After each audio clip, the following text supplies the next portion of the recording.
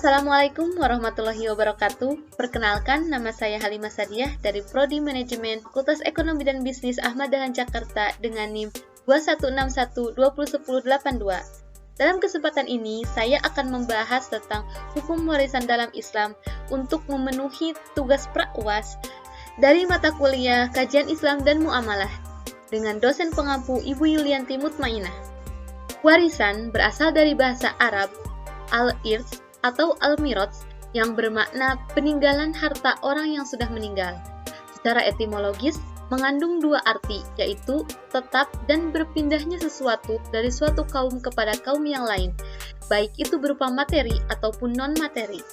Hukum waris dalam Islam adalah aturan yang mengatur pengalihan harta dari seseorang yang meninggal dunia kepada ahli warisnya, menentukan siapa-siapa yang menjadi ahli waris, porsi bagian masing-masing ahli waris.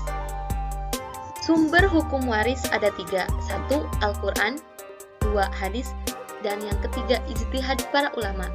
Al-Quran, Allah Subhanahu wa Ta'ala berfirman dalam Quran Surah An-Nisa ayat 7 yang artinya, bagi laki-laki ada hak bagian dari harta peninggalan orang tuanya dan kerabatnya, dan bagi perempuan ada hak bagian pula dari harta peninggalan kedua orang tuanya dan kerabatnya, baik sedikit atau banyak menurut bagian yang telah ditetapkan. Yang kedua, hadis. Dari Ibnu Abbas radhiyallahu anhu dari Nabi Muhammad SAW berkata, berikanlah faraid atau bagian-bagian yang ditentukan itu kepada yang berhak, dan selebihnya berikanlah untuk laki-laki dari keturunan laki-laki yang dekat. Yang ketiga, ijtihad ulama. Dalil-dalil hukum dari sumbernya yang resmi, yaitu Al-Quran dan hadis, kemudian menarik garis hukum daripadanya dalam suatu persoalan yang muncul dalam pembagian harta warisan. Syarat dan rukun waris. Yang pertama, syarat waris. 1. Meninggalnya seseorang atau pewaris, baik secara hakiki maupun secara hukum. 2. Adanya ahli waris yang hidup secara hakiki pada waktu pewaris meninggal dunia. 3. Seluruh ahli waris diketahui secara pasti, termasuk jumlah bagian masing-masing. Rukun waris. 1. Pewaris, yakni orang yang meninggal dunia dan ahli warisnya berhak untuk mewarisi harta peninggalannya. 2. Ahli waris, yaitu mereka yang berhak untuk menerima harta peninggalan pewaris dikarenakan adanya ikatan kekerabatan atau nasab, atau ikatan pernikahan dan yang lainnya. Yang ketiga, harta warisan, yaitu segala jenis benda atau kepemilikan yang ditinggalkan pewaris baik berupa uang dan tanah ataupun yang lainnya. Macam-macam ahli waris. Yang pertama, ahli waris nasabiah.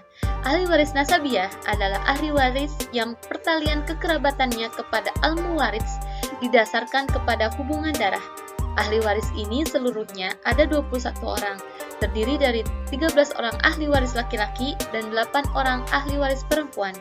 Yang kedua, ahli waris sababiah, yaitu hubungan kewarisan yang timbul karena suatu sebab tertentu, yaitu perkawinan yang sah, memerdekakan hamba sahaya, atau karena adanya perjanjian tolong-menolong. Kesimpulannya, hukum waris dalam Islam sangat luas dan kompleks, meliputi ruang lingkup kehidupan manusia dan masyarakat. Islam merupakan satu-satunya agama yang mengatur hukum waris secara jelas berdasarkan sumber hukum yang terdapat dalam Al-Quran dan hadis. Mohon maaf apabila ada salah kata dan salah ucap. Billahi fisabilil haq fastabiqul khairat. Wassalamualaikum warahmatullahi wabarakatuh.